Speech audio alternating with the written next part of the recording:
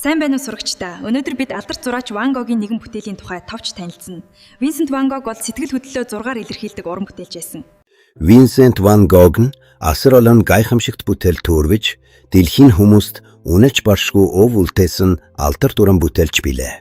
Гэвч түүний амьдрал огт хүнч шулуун дардан байсангүй. Түүний нүд унгаан бүтээлүүд тухайн үедээ хүмүүсийн ойхалтын түвшнээс давсан байв.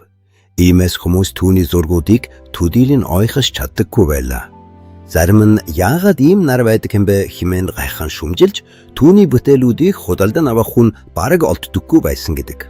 Хэдийгээр тэрээр өөрийнх нь зургууд хэзээ нэгэн цагт дэлхийн нийтийг гайхшруулна гэдгийг мэдэрч байсан ч амдраж байсан цаг үе нь тийч ойлгож хүлээн авахад бэлэн биш байжээ.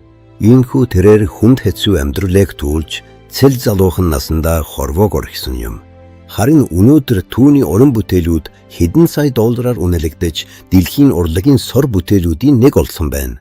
Энэ эрхэм уран бүтээлчийн тухай ийхүү товчхон танилцуулахад миний сэтгэл үнэхээр их хөдлөж байна.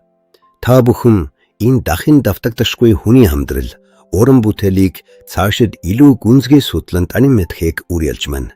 Баярлалаа.